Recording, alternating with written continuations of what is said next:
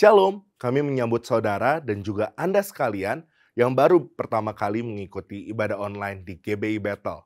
Kami berdoa agar Anda dalam keadaan yang sehat dan juga dalam lindungan Tuhan. Bagi Anda yang baru pertama kali mengikuti ibadah online, ataupun Anda yang memerlukan layanan doa, Anda dapat mengirimkan komentar di kolom chat. Sebelum kita mengikuti ibadah ini, mari kita bersatu di dalam doa. Bapa, kami mengucap syukur untuk setiap kebaikan Tuhan di dalam kehidupan kami, Tuhan. Terima kasih untuk penyertaan-Mu. Kami sebentar akan mengikuti ibadah online ini, kiranya Tuhan yang hadir dan melawat setiap kami. Terima kasih Tuhan, dalam nama Tuhan Yesus, kami telah berdoa dan mengucap syukur. Haleluya. Amin. Mau bawa pujian yang terbaik.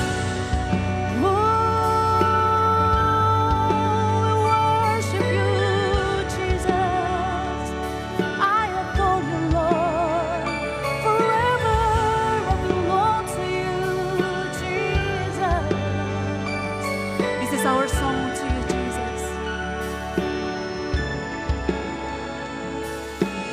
Christ is my reward, and all of my devotion. Now there's nothing in this world that could ever satisfy. Through every trial, through every my soul will sing, no turning back. I've been set free. Christ is enough for me. Christ is enough for me. And everything I need is in you. Everything I need, sing together. Christ, my all in all, the joy of my salvation, and this hope will never fail, and this hope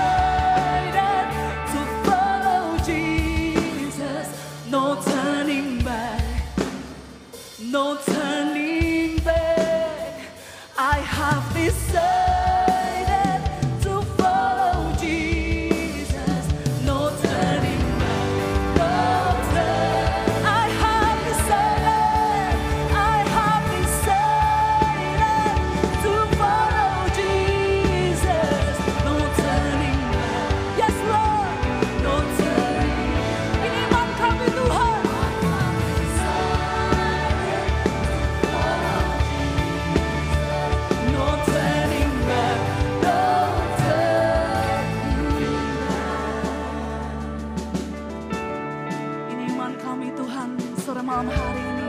There's no turning back. We've decided to follow you. No matter what happened. Di dalam kesesakan, di dalam sukacita kami Tuhan, kami tetap mau ikut Engkau.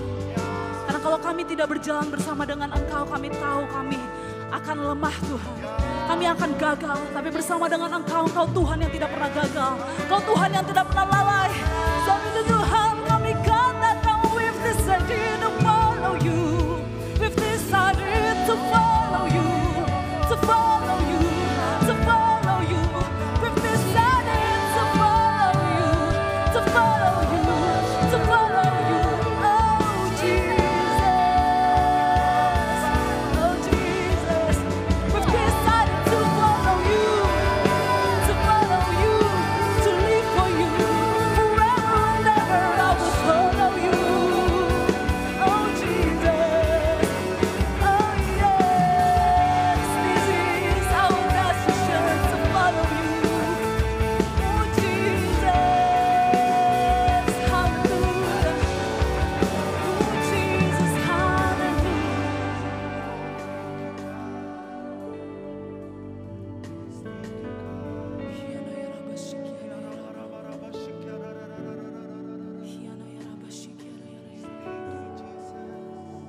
Kau hadir di tengah-tengah kami Tuhan sore malam hari ini.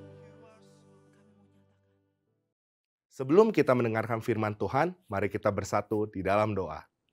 Bapa, kami mengucap syukur, kami telah menaikkan setiap syukur kami kepadamu, dan kami sebentar akan mendengarkan firman-Mu Tuhan. Kiranya Engkau yang menyertai dan memberkati, sehingga firman ini berakar kuat dalam hidup kami dan mengubahkan kami. Terima kasih Tuhan, di dalam nama Tuhan Yesus kami telah berdoa dan mengucap syukur. Haleluya. Amin. Hari ini kita bersyukur kita bisa kembali sama-sama beribadah dan di hari ini kita akan sama-sama untuk merenungkan firman Tuhan dengan tema mengerti kehendak Tuhan. Siapa di sini yang mau mengerti kehendak Tuhan? Boleh angkat tangannya? Haleluya, kita akan antusias untuk merenungkan firman Tuhan hari ini dan saya mau mengajak setiap dari kita untuk membuka Alkitab di dalam Mazmur pasalnya yang ke-25 ayat 8 sampai 9. Mazmur 25 ayat 8 sampai 9 kita baca bersama-sama 1, 2, 3. Tuhan itu baik dan benar, sebab itu ia menunjukkan jalan kepada orang yang tersesat.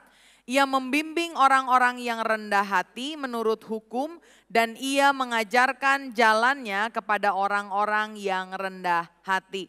Amin. Siapa yang percaya kalau Tuhan yang kita sembah adalah Tuhan yang baik dan Tuhan yang benar? Amin. Sekali lagi saya tanya, siapa yang percaya kalau Tuhan yang kita sembah adalah Tuhan yang baik dan yang benar? Amin.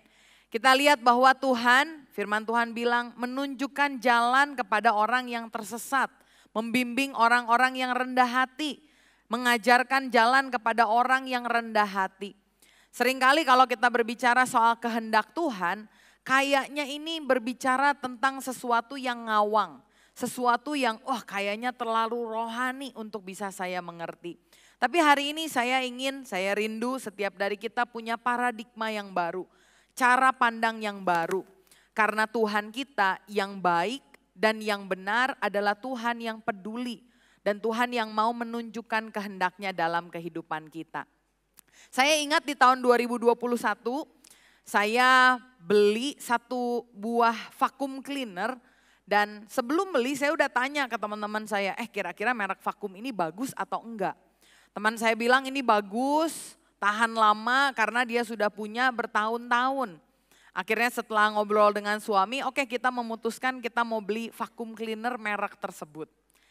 Tapi ketika telah dicoba beberapa bulan, vakum cleaner yang harusnya bertahan beberapa tahun ini tiba-tiba rusak.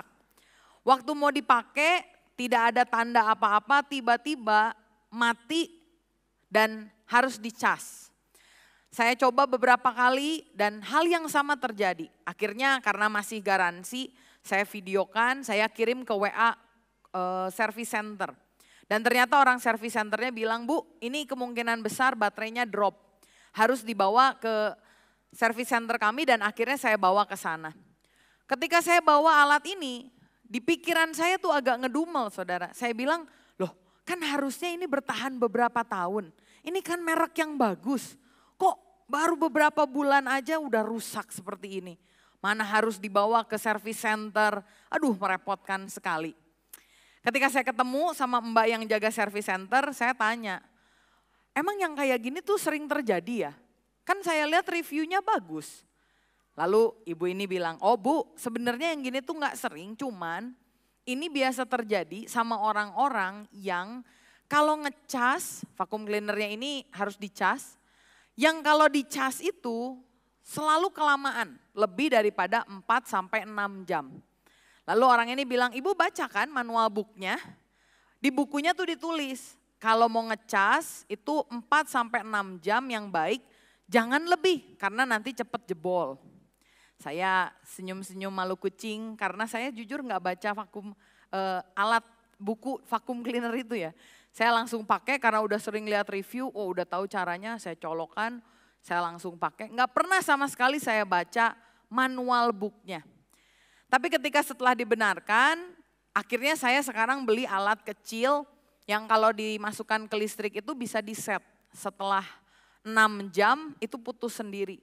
Dan puji Tuhan sudah hampir 2 tahun vacuum cleaner ini berjalan dengan baik.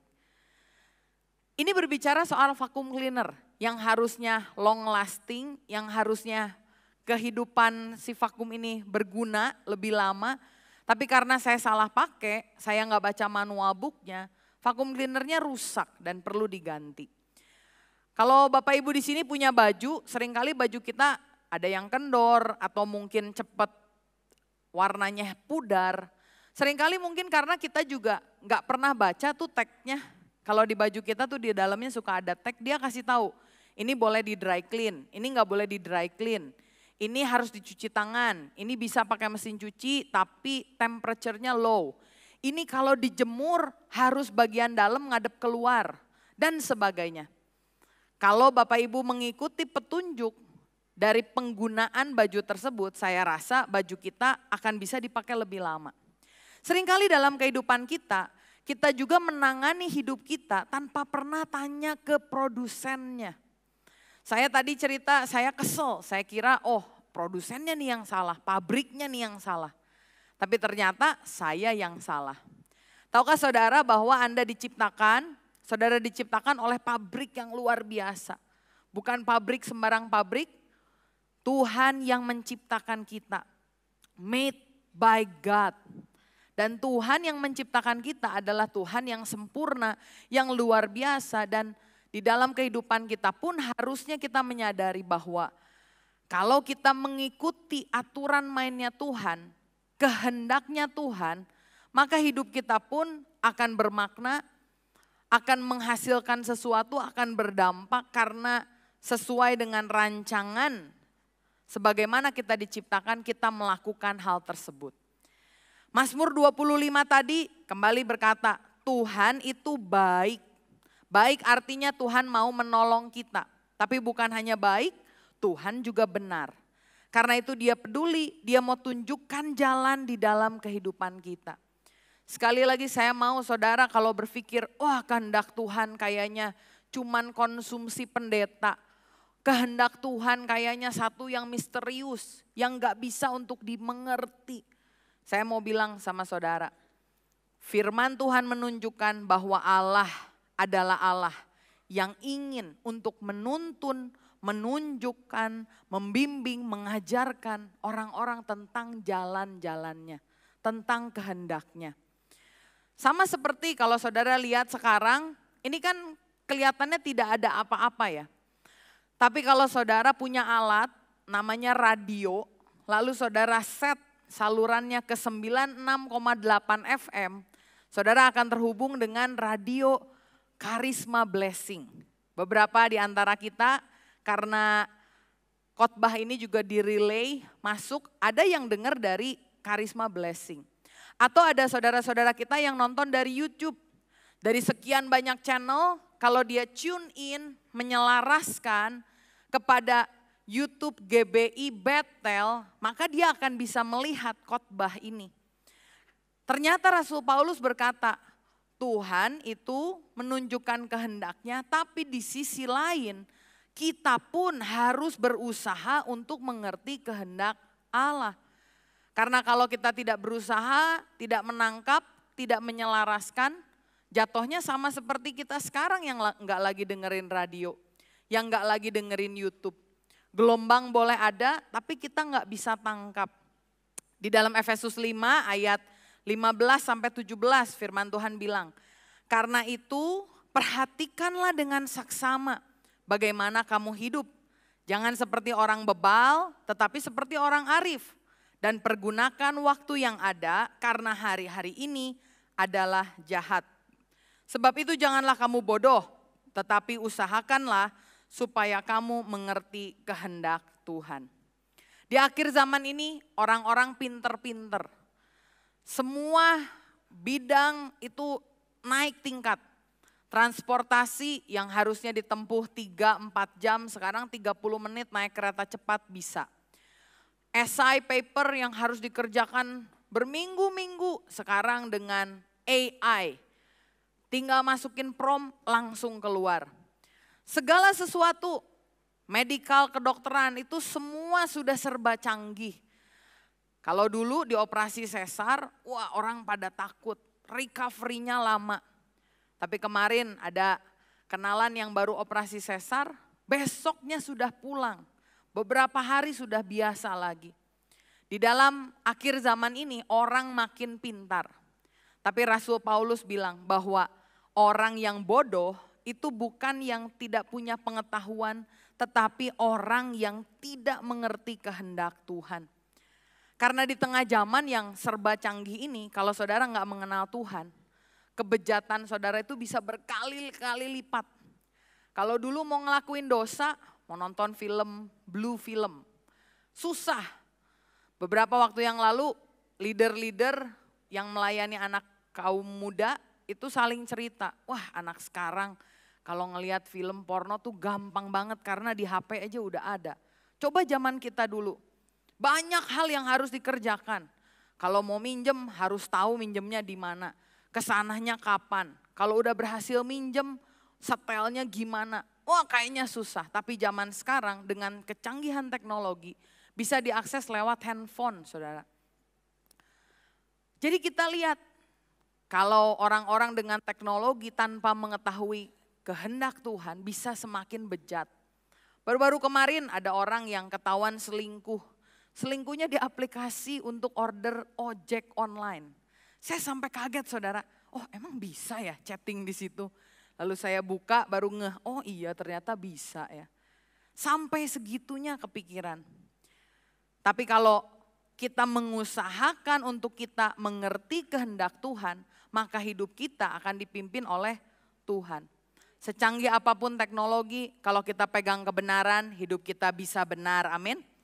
Di dalam kehidupan kita ada 4 suara, saudara boleh cek.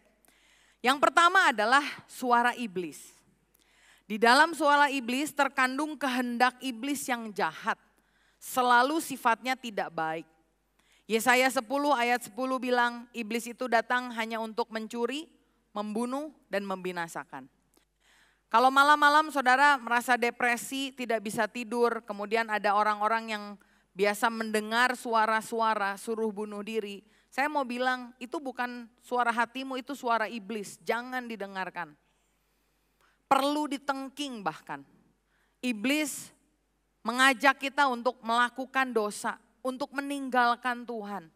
Semuanya yang iblis mau kehendaknya adalah suatu yang jahat. Yang kedua ada suara manusia, orang-orang di sekitar kita, orang tua, teman, kawan. Di dalamnya terkandung kehendak manusia. Kalau saudara berkumpul dengan orang-orang yang benar, maka nasihatnya benar. Tapi kalau saudara berkumpul dengan orang-orang yang tidak benar, maka nasihatnya jadi tidak benar. Suara manusia bisa benar, bisa salah. Yang ketiga suara hati, di dalamnya terkandung kehendak kita, perasaan kita. Biasanya ini dipengaruhi oleh pengalaman masa lalu. Oh kalau saya dulu pernah ditipu ketika mau melakukan transaksi lagi, ketakutan itu muncul. Oh kalau dulu saya pernah trauma karena saya dipermalukan di kelas. Setiap mau masuk sekolah tahun ajaran baru, keringet dingin bahkan bisa sakit. Biasa suara hati dipengaruhi juga oleh didikan orang. Didikan orang tua misalkan, hati-hati jangan bergaul dengan orang yang seperti ini.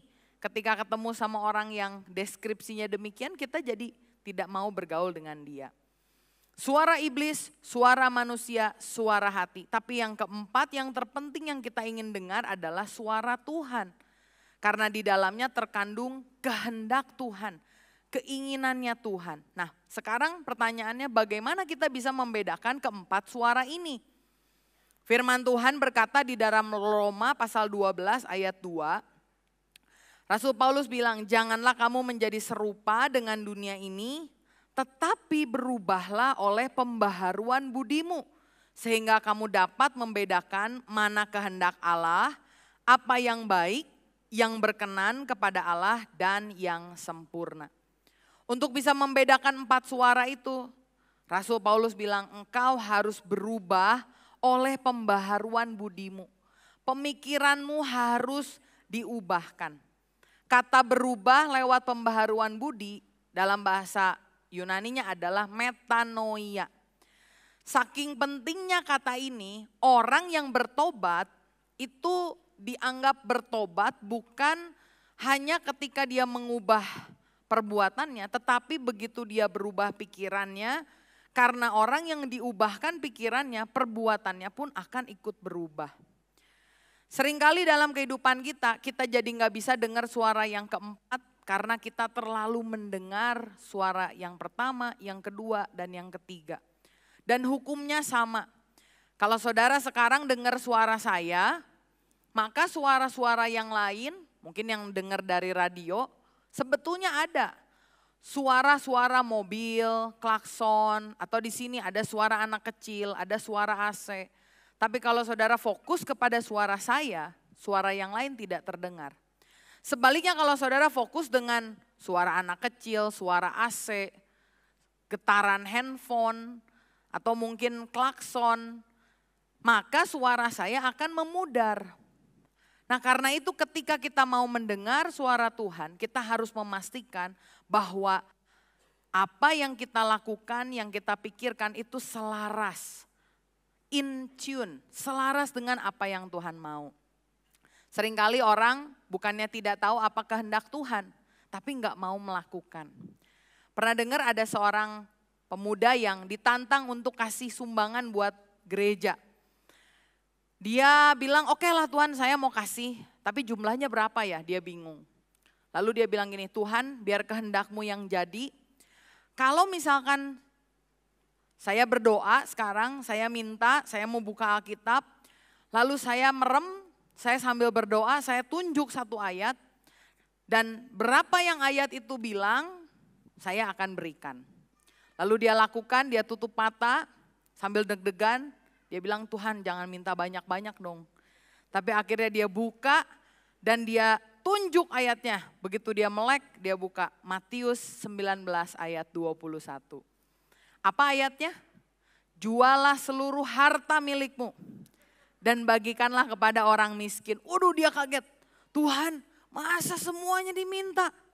Tapi dengan hikmat dia bilang gini, Tuhan jangan bercandalah. Tadi kan saya bilang untuk sumbangan gereja, ini dibilang untuk orang miskin. Wah salah ini Tuhan, salah arah nih. Yuk kita doa lagi ya. Ini buat sumbangan gereja ya Tuhan, ingat ya. Lalu dia berdoa lagi dan dia bilang Tuhan saya mau buka ayat nanti saya tunjuk. Yang saya tunjuk saya mau kasih sama Tuhan. Dia buka, begitu ditunjuk Maleakhi 3 ayat 10. Isinya apa? Bawalah seluruh persembahan persepuluhan ke dalam perbendaharaan. Wah dia bahagia, lumayan dari diminta 100% jadi 10% sekarang. Aman 90%-nya. Tapi apa dia kasih? Ketika dia mau kasih dia hitung-hitung, aduh kok masih gede ya. Ya udah kita coba ingat-ingat lagi. Oh saya tahu, di dalam perjanjian lama ada seorang nabi Tuhan, ketika dia memberikan persembahan kepada Tuhan, dia bilang Tuhan bakarlah persembahan ini dari api dari langit Tuhan. Akhirnya dia datang ke lapangan, dia taruh dompetnya dan dia bilang gini, Tuhan jikalau ini layak di hadapanmu, silakan kau ambil seberapa yang kau mau dengan cara engkau mengirimkan api dari sorga. Dia tunggu 5 menit apinya gak datang, 10 menit apinya gak datang. Jadi dia menyimpulkan, oh berarti Tuhan gak membutuhkan uang saya. Wah puji Tuhan. Seringkali dalam hidup kita, bukannya kita gak tahu kehendak Tuhan itu apa. Kita tuh tahu, tetapi seringkali kita tidak mau melakukannya. Saya mau tanya sama saudara, Adam sama Hawa itu kan makan dari pohon yang dilarang Tuhan ya. Dia tahu gak bahwa dia itu boleh makan yang lain kecuali yang ini? Tahu, Tuhan udah kasih tahu belum? Tuhan itu adil loh saudara. Permainannya istilahnya kalau dalam game aturannya udah dikasih dulu. Tapi tetap aja dilanggar sama Adam dan Hawa. Saudara tahu ada seorang nabi namanya Yunus. Yunus itu disuruh Tuhan pergi kemana? Nah, lulus semua sekolah minggunya ya, puji Tuhan.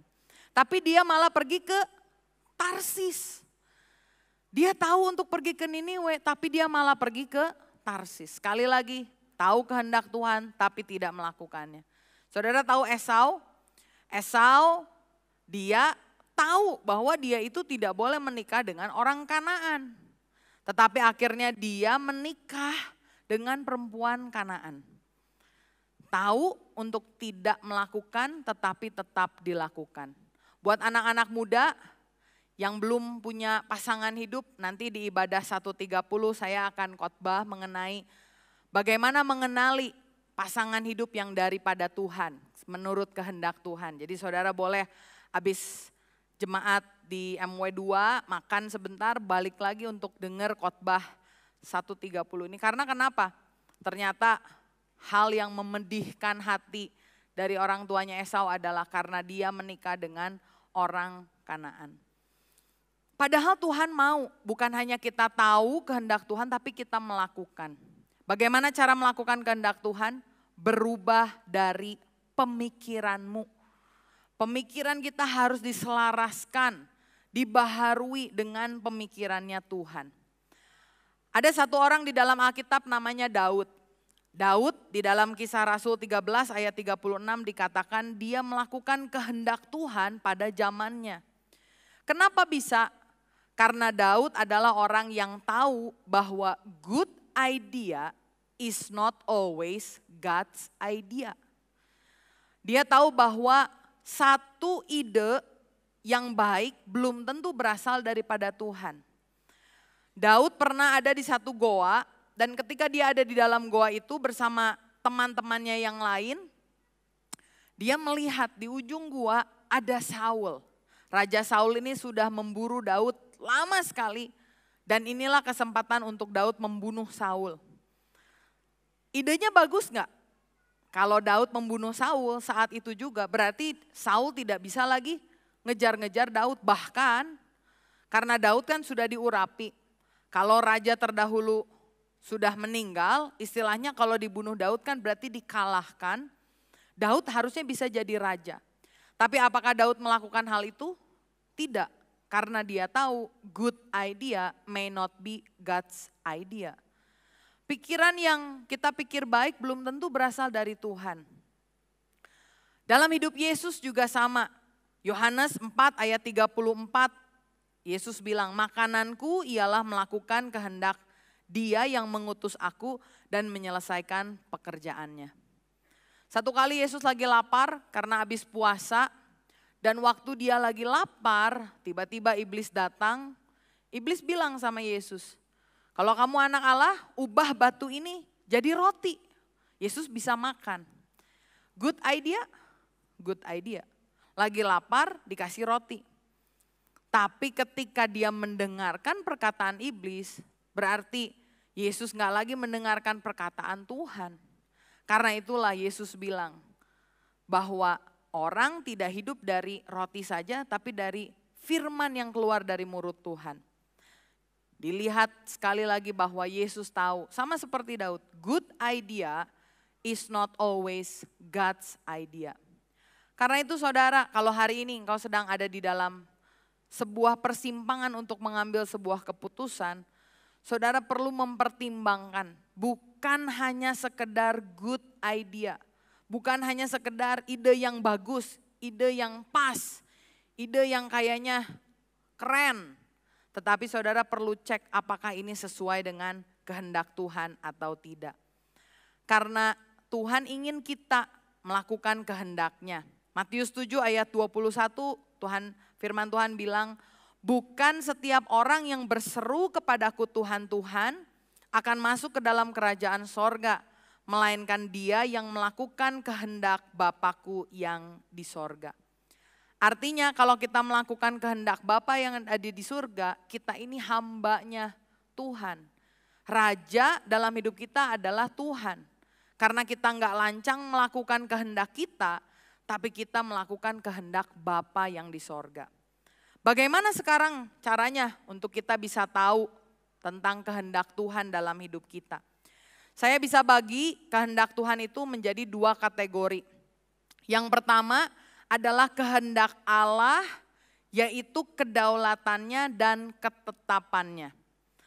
Kehendak Allah ini sifatnya tetap, tidak bisa diubah dan berdasarkan kedaulatan Tuhan. Contohnya dalam hidup kita lahir di mana, dalam keluarga seperti apa, keturunan suku apa, dalam keadaan kondisi ekonomi seperti apa, itu adalah kedaulatan Tuhan dalam hidup kita. Bahkan rambut kita hitam, tinggi kita mentok. Saya waktu SD kelas 6 itu 156 cm. Sekarang saya udah punya anak 1, tinggi saya itu 162 cm. Jadi cuma nambah sedikit sekali dari waktu saya kelas 6 SD. Pengen lebih tinggi? Pengen. Tapi itu bukan apa yang Tuhan berikan buat saya. Ada orang-orang yang rambutnya keriting, pengen lurus. Seringnya meratapi, kenapa rambut saya keriting? Ada orang lurus meratapi, kenapa saya rambutnya lurus? Untuk ketetapan Allah yang ini, respon kita hanyalah bisa menerima, mensyukuri, dan mengembangkan. Saudara tahu ada satu orang namanya Putri Aryani. Kemarin ini baru terkenal gara-gara dia ikutan American Got Talent, nyanyi dikasih Golden Buzzer. Golden Buzzer-nya dikasih sama Simon Cowell. Siapa itu Simon Cowell? Simon Cowell adalah seorang headhunter. Jadi dia ini orang yang bisa tahu keahlian orang dan dia seringkali membuat grup band. Salah satu grup band terkenal yang dia buat itu namanya One Direction. Nah itu buatan Simon Cowell. Putri Aryani diberikan Golden Buzzer, pertama kali orang Indonesia yang dapat dari Simon Cowell. Dan yang menarik adalah Putri Aryani ini seorang yang buta. Semenjak dari kecil dia tidak bisa melihat. Tetapi orang ini dia menerima, dia mensyukuri dan dia mengembangkan talenta yang dia miliki. Sampai dia pernah bilang bahwa mungkin Putri tidak akan bisa melihat orang. Tetapi saya berharap satu kali orang bisa melihat siapa itu Putri. Dan itu terjadi. Sampai diundang ke Istana Negara, ketemu Menteri Pendidikan dan hal-hal baik lain yang dia dapatkan. Terutama dia menjadi dampak buat orang-orang yang punya kebutuhan khusus. Sehingga terdorong yang punya disabilitas, terdorong melihat Putri Aryani. Ini orang belum kenal Tuhan Yesus, tapi hidupnya telah berdampak. Orang yang menerima, mensyukuri, mengembangkan kedaulatan Tuhan dalam hidupnya dan mengenal Yesus, dampaknya lebih luar biasa lagi. Namanya siapa? Nick Vujicic. Saudara tahu, tidak punya tangan, tidak punya kaki, tapi dia menerima, dia mensyukuri, dia mengembangkan. Nick tidak bisa berjalan, Nick tidak bisa memegang mic, tapi dia bisa berbicara. Dan Nick sekarang diketahui menjadi salah satu motivator terbaik di dunia. Dia pergi dari satu sekolah ke sekolah yang lain, menyemangati anak-anak muda. Banyak orang yang mau bunuh diri, jadi nggak bunuh diri karena apa yang dia bagikan. Sebagaimanapun kita, meskipun kita tidak suka dengan keadaan kita. Kita bertanya, kenapa saya lahir di sini? Kenapa saya seperti ini? Tapi ketahuilah, kehendak Tuhan adalah yang terbaik. Amin. Kalau kita bisa menerima, mensyukuri dan mengembangkan, kita percaya Tuhan bisa pakai itu untuk menjadi kemuliaan Tuhan. Amin. Yang kedua, kehendak Allah. Kalau yang pertama ini kedaulatannya. Yang kedua, kehendak Allah saya kategorikan yaitu hasrat dan kerinduannya. Kalau kita lihat kehendak Allah yang ini bisa dibagi menjadi dua lagi. Yang pertama yang umum, artinya untuk semua orang. Dan yang kedua yang spesifik. Untuk yang umum, bagaimana kita bisa tahu kerinduan, hasrat dari Tuhan? Caranya adalah saat kita baca Alkitab. Ketika kita baca Alkitab, kebanyakan dari isi Alkitab justru membahas soal hal yang ini. Misalkan di dalam Kolose 2 ayat 6, firman Tuhan berkata, kamu telah menerima Kristus, Yesus Tuhan kita. Karena itu hendaklah hidupmu tetap di dalam Dia. Jadi buat semua orang, Tuhan ingin saudara terima Yesus dan saudara tetap tinggal di dalam Dia. Matius 22 ayat 37 sampai 40. Jawab Yesus kepadanya, kasihilah Tuhan Allahmu dengan segenap hatimu dan dengan segenap jiwamu dan dengan segenap akal budimu. Itulah hukum yang terutama dan yang pertama. Dan hukum yang kedua yang sama dengan itu ialah kasihilah sesamamu manusia seperti dirimu sendiri. Jadi setiap dari kita terpanggil Allah ingin kita mengasihi Dia dan mengasihi sesama. Semua itu yang diinginkan untuk semua orang. Kemudian contoh lain, Matius 28 ayat 19 sampai 20. Karena itu pergilah, jadikanlah semua bangsa muridku dan baptislah mereka dalam nama Bapa dan Anak dan Roh Kudus. Dan ajarlah mereka melakukan segala sesuatu yang telah kuperintahkan kepadamu. Setiap dari kita terpanggil, Tuhan ingin, Tuhan rindu, hasrat Tuhan adalah untuk kita memberitakan Injil. 1 Tesalonika 4 ayat yang ketiga, contoh yang terakhir. Karena inilah kehendak Allah pengudusanmu, yaitu supaya kamu menjauhi percabulan. Sekali lagi saat kita baca Alkitab, Tuhan ingin kita menerima Dia, hidup di dalam Dia, mengasihi, memberitakan Injil, hidup kudus, itu yang Tuhan mau. Masih ada banyak lagi hal-hal yang kalau saudara baca dalam Alkitab, saudara temukan itu yang Tuhan mau saudara kerjakan dalam hidupmu. Mari tidak seperti Adam, tidak seperti Yunus, tidak seperti Esau. Sudah tahu tapi tidak dilakukan. Hari ini saudara diingatkan lagi, setiap firman yang saudara pernah baca itu merupakan kehendak Tuhan dalam hidupmu dan saudara harus pergi untuk melakukannya. Amin. Tapi bukan hanya yang umum. Saya lihat Tuhan juga punya kehendak, kerinduan, keinginan, rencana, maksud yang spesifik buat setiap dari kita. Kenapa saya bisa bilang gitu? Karena kalau saudara lihat ke kanan kiri, setiap dari kita diciptakan berbeda-beda. Personalitinya beda, karakternya berbeda, pembawaannya berbeda, gayanya berbeda. Kalau Tuhan hanya punya maksud yang sama untuk semua orang dan tidak ada yang spesifik, kenapa Tuhan menciptakan orang dengan berbeda-beda? Kalau saya jadi Tuhan, saya buat aja pabrik manusia, cetakannya sama, yang itu doang. Tapi kita lihat Tuhan punya rencana yang spesifik bagi setiap orang. Di dalam Alkitab kita lihat, Rasul Paulus terpanggil untuk memberitakan Injil kepada orang-orang non-Yahudi. Sementara Petrus diutus untuk memberitakan Injil kepada orang-orang Yahudi. Secara umum dua-duanya memberitakan Injil. Tetapi secara spesifik ada satu yang diutus ke orang-orang non-Yahudi, ada satu yang diutus ke bangsa-bangsa Yahudi. Saya percaya setiap dari kita harus menginjil, harus mengasihi.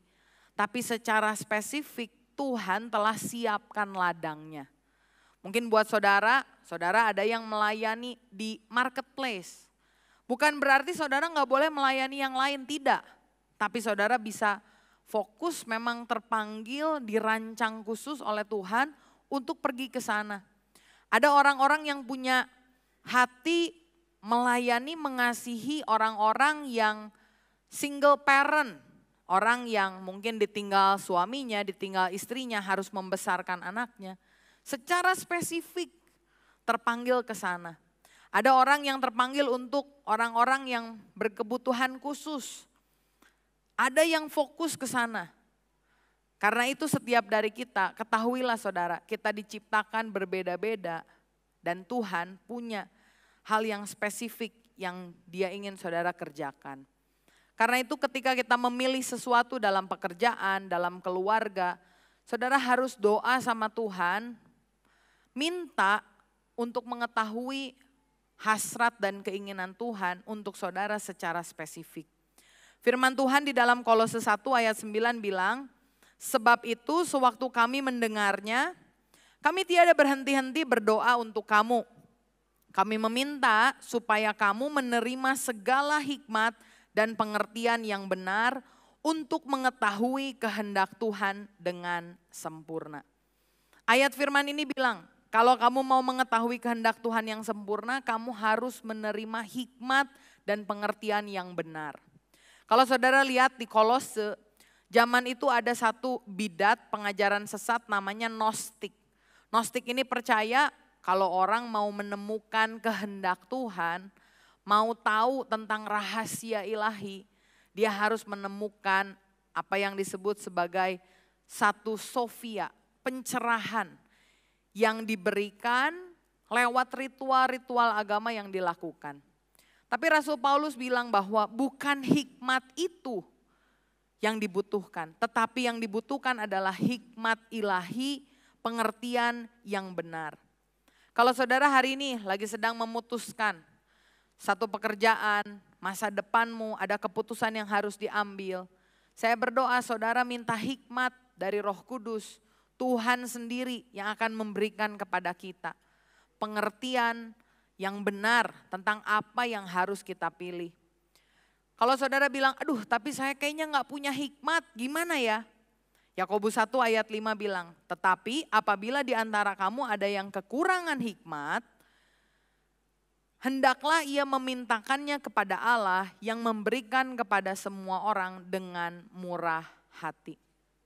Untuk membedakan suara iblis, suara manusia, suara hati, suara Tuhan, ini perlu hikmat.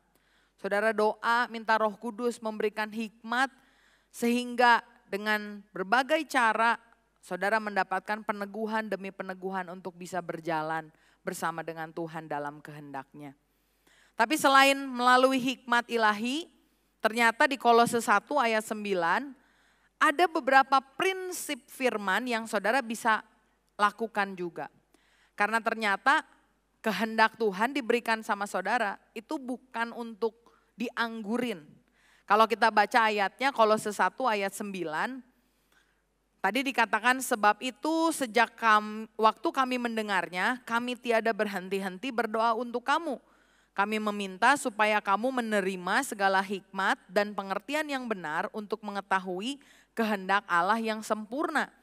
Ayat yang ke-10, 1 Kolose 1 ayat yang ke-10, ada satu kata pertama yang saya pengen highlight. Tulisannya bilang, sehingga hidupmu layak di hadapannya serta berkenan kepadanya dalam segala hal.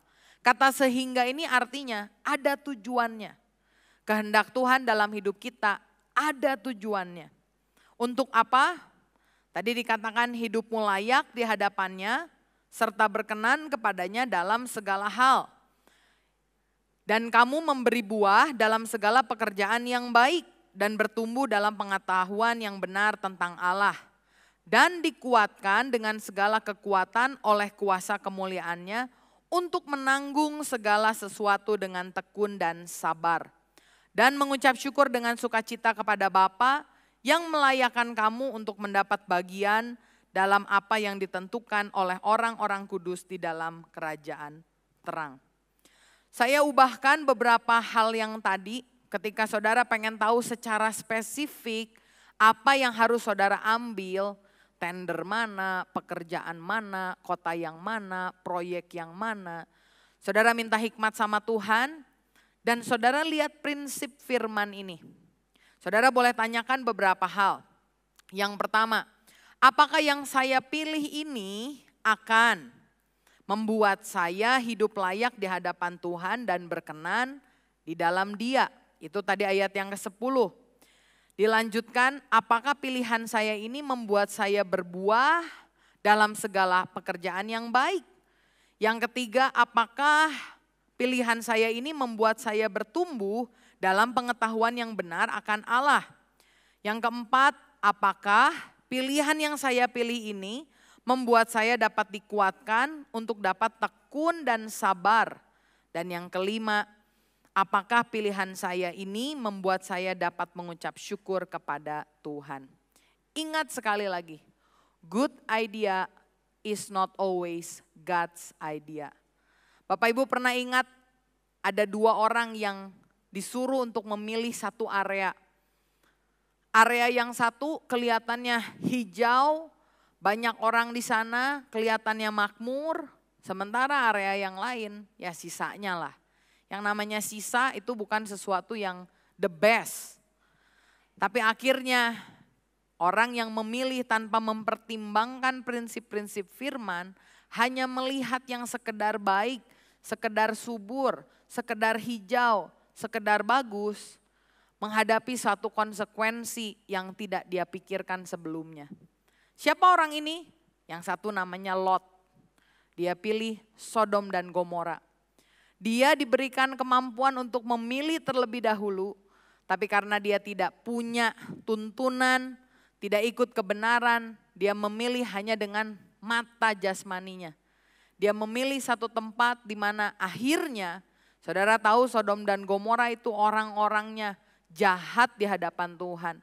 Kalau saudara baca ayatnya dengan teliti, ketika Lot tinggal di sana, ada satu ayat bilang dia duduk di pintu gerbang. Artinya, orang yang duduk di pintu gerbang itu dianggap tetua.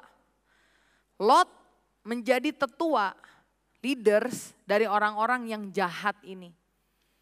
Dan karena itulah, karena kejahatan orang-orang yang ada di sana, Tuhan menunggang balikan Sodom dan Gomora. Seketika itu juga pilihan yang Lot sangka akan menjadi tempat masa depan yang indah di dalam kehidupannya. Menjadi tempat di mana istrinya meninggal di sana, bahkan keturunan dari Lot juga tidak merasakan berkat Tuhan. Sementara Abraham yang diberikan pilihan yang kedua, tapi dia melihat bagaimana meskipun di tempat kering, dia tetap bisa layak di hadapan Tuhan, tidak ikut kawin campur dengan orang-orang di sekitarnya. Dia bisa berbuah, dia bisa bertumbuh mengenal Tuhan. Dia bisa mengucapkan syukur dan walaupun pilihannya rasanya bukan yang the best, tetapi ketika itu yang dipilih oleh Tuhan, dia ikut apa yang Tuhan mau. Pada akhirnya kita lihat pilihan hidup Lot atau hidup Abraham. Hari ini saudara pilih sendiri, saudara mau pilih hidupnya Lot atau mau pilih hidupnya Abraham. Lot memilih tidak berdasarkan kehendak Tuhan. Lot hanya memilih apa yang ada di mata jasmaninya saja. Tetapi Tuhan melihat Abraham karena Abraham melihat dengan mata rohaninya. Dia ikut Tuhan. Dan saya berdoa hari ini, saudara dalam hidup mari kita betul-betul mengerti kehendak Tuhan. Kalau saudara sudah terima Yesus, ada Roh Kudus dalam hatimu. Ketika engkau memilih satu pilihan yang tidak tepat, maka Roh Kudus ini akan mengingatkan saudara. Sehingga saudara akan gelisah, itu tanda awal yang mungkin saudara perlu doakan lagi. Kalau saudara lihat pertanyaan-pertanyaan ini dan semua jawabannya ya, saudara boleh bawa ini dalam doa, saudara boleh pergumulkan, saudara boleh tanya ke pembimbing rohani, ke pemimpin kelompok sel, pemimpin Bikom, dan kiranya dengan tuntunan Tuhan kita bisa mengikuti kehendak Tuhan dalam hidup kita. Tahun 96, 97 untuk pertama kalinya saya ke Australia. Waktu itu saya kelas 3, 4 SD Dan ketika saya ada di sana, saya bilang 1 kali saya mau pindah ke tempat ini. Saya nggak mau pulang lagi ke Indonesia. Dan puji Tuhan waktu kuliah 2007 pindah ke sana, kuliah dengan baik. Lagi kuliah saya kerja juga, kerja dengan baik. Punya portfolio yang baik. Lulus 2010 bisa langsung keterima kerja di salah satu perusahaan yang baik juga di sana. 6 bulan setelah lulus, apply PR, diterima langsung tanpa bayar agent, saudara. Masukin sendiri tanpa bayar agent, diterima PR-nya langsung keluar. Sampai teman-teman saya bingung, loh kok bisa? Langsung karena PR sudah punya, ambil KPR 30 tahun. Langsung ambil tempat tinggal di sana untuk bisa menetap di sana. Tetapi lama-kelamaan hati saya gelisah, saudara. Kalau orang tinggal di luar negeri itu nyaman, ya. Hanya memikirkan, kalau setidaknya dari pengalaman saya cuma mikirin ya udah dari minggu ke minggu ya udah begitu aja. Sampai 1 kali saya doa sama Tuhan, Tuhan ini kenapa ya? Banyak ngobrol sama mentor, ngobrol sama orang tua. Akhirnya dengan mantap hati ambil sekolah Alkitab. 2015 lulus, kepikiran lagi. Karena bos waktu saya resign dari Australia masih kontekan dan dia tanya, mau balik lagi gak ke Australia? Nih masih ada kerjaan yang dulu buat kamu kalau kamu mau. Tapi setelah didoakan, saya jauh lebih damai kalau saya pulang ke Indonesia. Kehendak Tuhan bisa kita ketahui lewat Roh Kudus, lewat tuntunan firman. Ada orang yang bilang bisa lewat jalan yang terbuka. Betul enggak? Betul. Tapi waktu saya doa sama Tuhan, saya dapatnya ini. Yunus waktu disuruh pergi ke Niniwe, dia pergi ke Tarsis, seakan jalan terbuka. Mau pergi ke Niniwe, pergi ke Tarsis, tiketnya ada, perahunya pas ada. Dia jadi pas bisa ikut tuh dengan itu. Saya bilang sama Tuhan, Tuhan kalau dari logika kerjaan udah ada. KPR udah di-approve, PR udah dapet. Harusnya sih udah oke nih ya di sini. Tapi hati terus gelisah. Dan saya bilang sama Tuhan, Tuhan dimanapun saya tinggal, kalau itu bukan di dalam kehendak-Mu, saya gak akan bisa tenang. Akhirnya saya pulang ke Indonesia dengan banyak pergumulan, saudara. Tapi doa sama Tuhan, dikuatkan hari demi hari, waktu demi waktu. Sampai hari ini saya masih belajar untuk mengerti kehendak Tuhan. Terutama yang spesifik ini nih, Tuhan mau panggil saya kemana. Karena saya tahu bukan kita dibuat cap pabrik semua sama, kita semua berbeda. Dan saya rindu untuk setiap dari kita dituntun oleh Tuhan. Sebagaimana Mazmur bilang, kehendak Tuhan, Tuhan tunjukkan sama kita. Saya berdoa, biarkan janji Tuhan ini tergenapi di dalam 1 Yohanes 2 ayat 17. Dan dunia ini sedang lenyap dengan keinginannya. Tetapi orang yang melakukan kehendak Allah tetap hidup selama-lamanya. Kita sama-sama belajar untuk hari demi hari. Kehendak Tuhan tuh kadang kayak GPS, saudara. Begitu nyampe perempatan baru dikasih tahu nih kamu ke kanan. Perempatan selanjutnya nih kamu ke kiri. Perempatan selanjutnya nih kamu lurus. Dan ketika kita terus terkoneksi. Kalau pakai GPS harus connect terus sama internet. Kalau dalam hidup kita mau tahu jalan harus connect terus sama Tuhan. Selama kita ada di jalan-jalannya Tuhan, kita percaya maka kehendak Tuhan, rancangan Tuhan akan terjadi dalam kehidupan kita. Seperti di sorga terjadilah kehendak-Mu di bumi. Amin.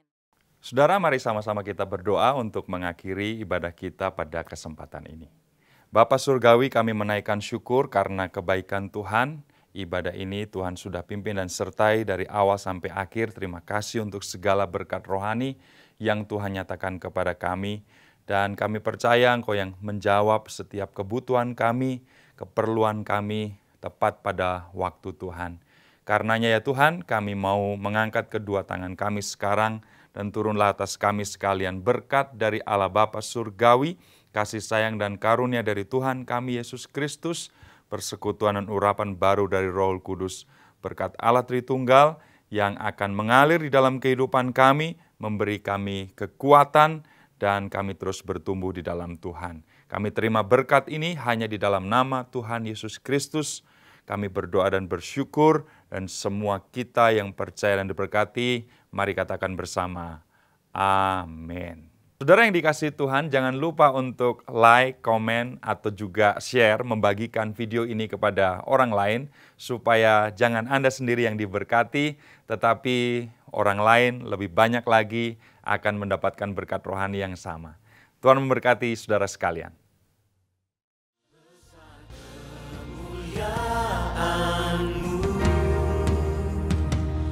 Kau limpahkan bagiku, mataku tertuju padamu, Yesus, Kau